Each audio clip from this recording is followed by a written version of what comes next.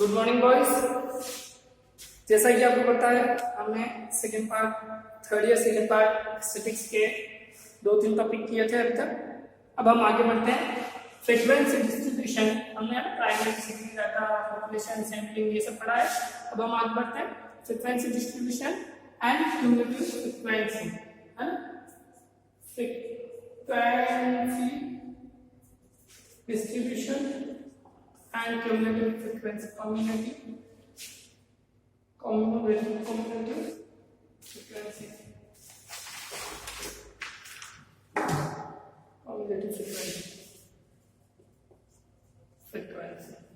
ठीक है।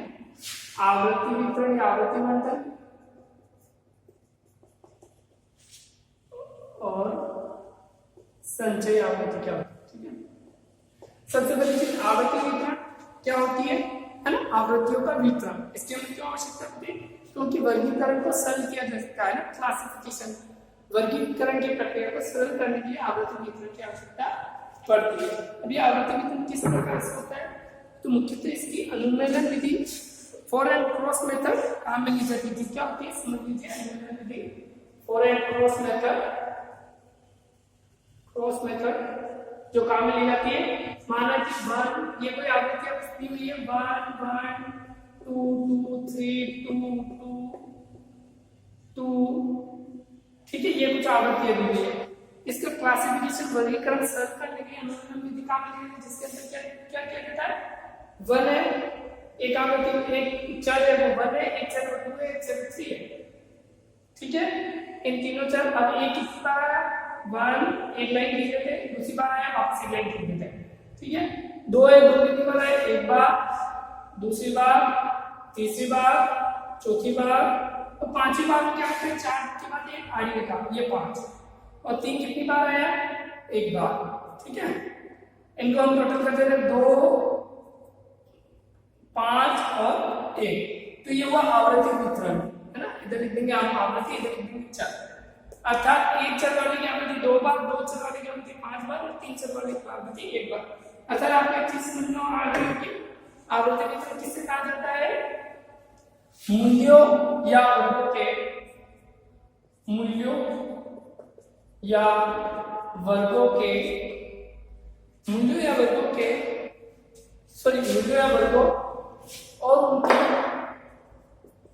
और उनकी आवृत्तियों मूल्य वर्गों और उनकी आवृत्तियों के क्रमबद्ध विन्यास को आवृत्ति वितरण कहा जाता है। क्रमबद्ध विन्यास को आवृत्ति वितरण कहा जाता है, ठीक है।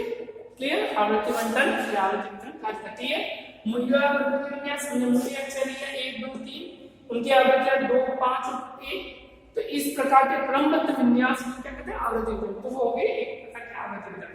नेक्स्ट हम पढ़ते हैं खंडित चर और अखंडित चर क्या होते हैं।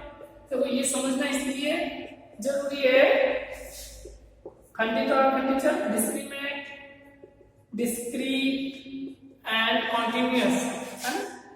कॉन्टिन्यूअस वेरिएबल, ठीक है। ये समझना क्यों आवश्यक है क्योंकि जब हम मीन मोड मीडियम और आईक्यू मोड में हम जब वर्गों को समझते हैं तब हमें कभी-कभी समस्या आ जाती है 0 से कम 10 से ज्यादा ये किस प्रकार की आवृत्तियां हैं आवृत्तियों को समझने में कठिनाई आती है ना। तो खंडित और अखंडित चर को समझेंगे। खंडित चर क्या होता है ये वैसे भी खंडित चर के लिए कहा जाता है कि चर होते हैं निश्चित होते हैं, है ना, निश्चित होते हैं और पूर्णांक होते हैं। क्या होते हैं पूर्णांक होते हैं। ये चर निश्चित होते हैं और पूर्णांक में होते हैं, ठीक है। मुख्य बात समझना। और इनमें कुछ निश्चित अंतर होता है, एक कुछ निश्चित अंतर। जैसे अब हम बात करें एग्जाम्पल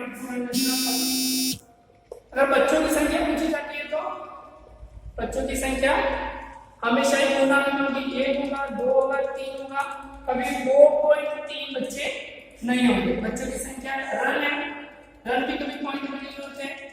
और किस प्रकार के चर खंडित कहलाएंगे जैसे प्राप्तांक है वो भी पॉइंट में नहीं होंगे।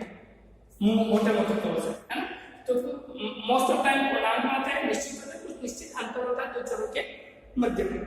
अखंडित चर क्या होंगे?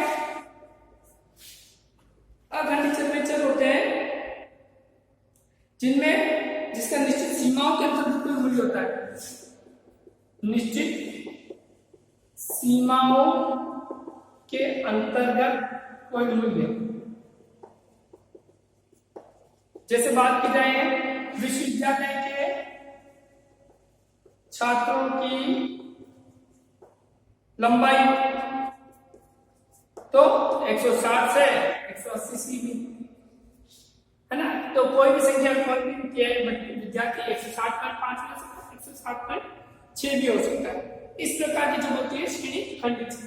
तो खंडित चर में आप चर जो होते हैं एक इकाई में होते हैं और अखंडित चर में वर्गों में बने होते हैं। तो ये आपको समझना, जब वर्गों में हो तो 10 से 20 तो अखंडित चर, और ये 3, 2, 4 तो ये अखंडित चर। ठीक है, क्लियर?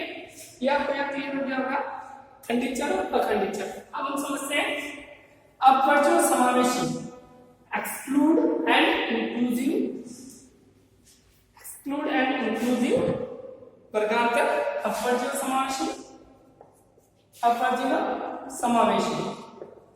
अपवर्जनीय क्या किस प्रकार के खंडित चर होते हैं? अपवर्जनीय अखंडित चर है, जैसे अपवर्जनीय में जब आपको श्रेणी दे रखी है 110 से 20 और अगली श्रेणी है 20 से 30, अगली श्रेणी है 30 से 40, ऐसी स्थिति में 20 जो है वो क्या होगा, किस श्रेणी में हम ले इसे किस श्रेणी काउंट करें, ये समस्या आ जाती है। तो ये जो 20 होती है अर्थात एक वर्ग की ऊपरी सीमा दूसरे वर्ग की निचली सीमा के समान हो तो वह अपवर्जनीय श्रेणी होती है। इस श्रेणी के अनुसार एक वर्ग की ऊपरी सीमा को कभी भी उस वर्ग में जोड़कर उसके अगले वर्ग की निचली सीमा को देखते हैं। इसकी काउंटिंग कहां से होगी? 10 से लेकर 19.99 तक। इसकी काउंटिंग कहां से होगी? 20 पॉइंट से 29.99 तक। इसकी 30 से 39.99 तक। क्लियर? आपको समझ में आया? जो 20 है वो 20 इसमें काउंट नहीं होगा, इस मेथड में किसमें होता है? इस मेथड में काउंट होता है। समावेशी में क्या होता है? 10 से 19 होगा, 20 से 29 होगा, 30 से 39 होगा, या तो यू होगा या फिर 10 से 20 सॉरी 11 से 20, 21 से 30, 31 से 40। ठीक है, इस प्रकार इसमें क्लियर होता है इन दोनों में एक निश्चित अंतर होता है, ऊपरी और निचली सीमा में एक निश्चित अंतर होता है। ये कहलाता है समावेशी श्रेणी। समावेशी में एक वर्ग की ऊपरी सीमा या अगले वर्ग की निचली सीमा में एक निश्चित अंतर होता है। कभी कभी खुले सिरे वाली आती है, इसको भी समझ लीजिए। आवृत्ति खुले सिरे वाली आवृत्ति किस प्रकार से? जैसे 10 से कम, 10 से 20 और 20 से अधिक। जब इस प्रकार की श्रेणी आती है, बीच में हमें बताओ बीच का इंटरवल 10 है, तो ऐसे स्थिति में हम उसको चेंज कर करके इस प्रकार की श्रेणी कर देते हैं 0 से 10, 10 से 20, इससे 30, है ना। इस श्रेणी को, खुले वाली श्रेणी को सामान्य श्रेणी में परिवर्तित करने की प्रक्रिया। ठीक है, ये कुछ है अपवर्जनीय समावेश। आइए हम बढ़ते हैं क्यूमुलेटिव फ्रीक्वेंसी, संचयी आवृत्ति या संचयी बारंबार। ये क्या होती है? संचयी आवृत्ति। संचयी आवृत्ति क्या होती है? जैसे कि इसका क्यूमुलेटिव है ना, इकट्ठा करना, इकट्ठा होना। कभी कभी विभिन्न वर्गों की आवृत्तियां वर्गानुसार अलग अलग नहीं लिखी जाती, बल्कि उन्हें संचयी रूप में लिखा जाता है। ऐसी स्थिति में प्रत्येक वर्ग की दोनों सीमाएं एक नहीं लिखी जाकर एक ही लिखी जाती है। जैसे कि दो प्रकार की संचयी आवृत्ति होती है, एक तो से कम वाली आवृत्ति संचयी आवृत्ति, से कम संचयी आवृत्ति, और एक होती से अधिक संचयी आवृत्ति, से अधिक संचयी आवृत्ति। जब वो चरों को केवल एक मापदंड देता चर का, जैसे कि से कम वाली संचयी आवृत्ति अर्थात 10 से कम, अगला है 20 से कम, 30 से कम, 40 से कम और जो भी है ना, इसको मान लेते हैं 10 से कम, 20 से कम, 30 से कम। तो 10 से कम 5, इसमें दे रखी है 20 से कम दे रखी है 15, 30 से कम दे रखी है 35 और ये दे रखी है 50। ठीक है, अब इससे कम संचय सामान्य आवृत्ति वितरण कैसे बनाया जाएगा, तो हम देखेंगे दोनों के बीच में अंतर कितना है 10 से 20, 10 का है तो 0 से 10 आवृत्ति, 10 से कम कितनी है 5। फिर हम देखेंगे 20 से कम यानी कि 10 से 20 कितनी है, तो इसमें से ये माइनस हो जाएगी तो -5 करेंगे तो कितनी आएगी बराबर 10। तो 10 से 20 क्या होगी 10। फिर इसमें से 30 से कम का है यानी 20 और 30 के बीच में, तो इसमें से ये माइनस कर देंगे, -15 करेंगे तो बराबर 20 आ जाएगी। ठीक है ना, और इसमें से ये करेंगे तो -15 बराबर 15। ठीक है ना, तो ये 30 से 40 कितनी आ जाएगी 15। ठीक है ना, ये से कम वाली संचय आवृत्ति जिसमें पिछली वाली को घटा दिया जाता है और वर्गानुसार आवृत्तियों का निर्धारण किया जाता है। एक होती से अधिक वाली संचय आवृत्ति, इसी को हम ले लेते तो 0 से अधिक, 0 से अधिक कितनी है 50।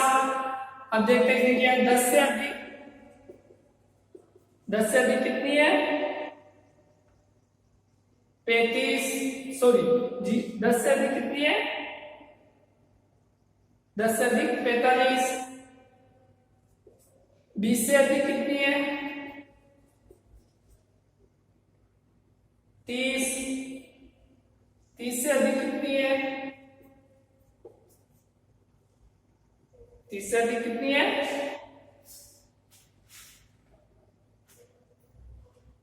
30 से अधिक कितनी है, आप मान लीजिए कुछ भी आप 15 मान लीजिए। ठीक है ना, सॉरी 15, हाँ 15। अब अगर इस वाले को हम कन्वर्ट करें सामान्य आवृत्ति वितरण में किस प्रकार से होगा, 0 से अधिक अर्थात हम लेंगे सबसे पहले कौन से लेंगे, सॉरी गलत कर दिया आपने, हाँ सही है। 0 से अधिक कितनी है तो 0 से 10, 0 से 10 वाले के लिए कितना आएंगे, इसमें से माइनस कर देते हैं तो 0 से 10 5, फिर 10 से 20 कितनी है, इसमें से ये माइनस कर दो 15, 20 से 30 कितनी है, इसमें से ये माइनस कर लो 20 से 30 15 और 30 से 40, अगली जो है वो 15 हो गई ना 50, n बराबर 50 आवृत्ति। क्लियर आपको समझ आया, ये सामान्य आवृत्ति संचय आवृत्ति से सामान्य आवृत्ति बनाने की प्रक्रिया। तो ये दो चीज हम दो टॉपिक पढ़े, आवृत्ति वर्तन और संचय आवृत्तियां। धन्यवाद। आगे हम मीन मोड मीडियम करेंगे हमारी कक्षाओं में।